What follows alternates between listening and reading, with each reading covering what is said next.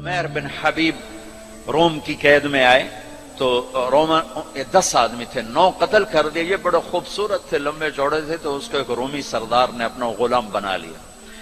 फिर उसने कहा कि अगर तू ईसाई हो जाए तो मैं अपनी बेटी भी देता हूं, अपनी रियासत भी देता हूं। तो उन्होंने फरमाया कि सारा मुल्क अरब भी दे दे और मुल्क रोम भी दे दे, मैं एक पल के लिए भी अपना दीन नहीं छोड़ सकता।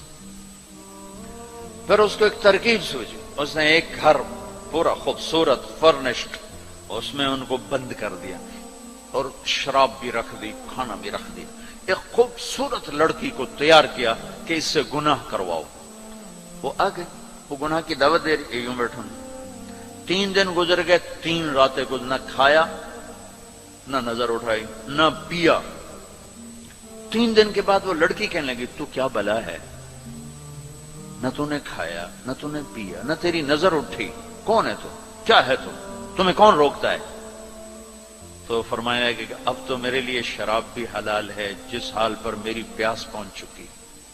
और सूअर पका कर रखा हुआ था कि ये गोश्त भी मेरे लिए हलाल है जिस सतह पर मेरी भूख पहुंच चुकी है, लेकिन मेरे रब से मुझे हया है जो मुझे देख रहा है। मैं ये काम नहीं कर सकता लड़की, 3 दिन की बजाय 30 दिन यहां बैठी रहे, मैं ये काम नहीं कर सकता। मेरी जवानी अमानत है, इस पे दाग नहीं लग सकता। वो कहने लगी, तेरे जैसे इंसानियत के ताज को मैं कत्ल नहीं होने दूंगी, मैं तुम्हें छुड़ाऊंगी। बाहर निकल के कहने लगी, सरदार तूने मुझे किसके पास भेजा है? लोहा है, ना खाया ना पिया, या पत्थर है कि एक दफा उसने नजर उठा के नहीं देखा, मैं कहां से उस पर हाथ डालती। और फिर रात को आई, एक थैले में कुछ खाना और एक मशकीजे में थोड़ा पानी, और उसको चुपके से निकाला।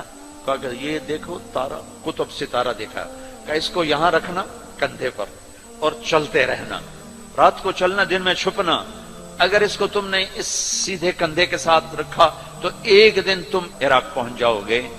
ये किरदार था जिसने सहरा नशीनों को कैसर और किसरा के ऊपर झंडे गाड़ने की ताकत अता फरमाई, तौफीक अता फरमाई और कुव्वत और कुदरत दी।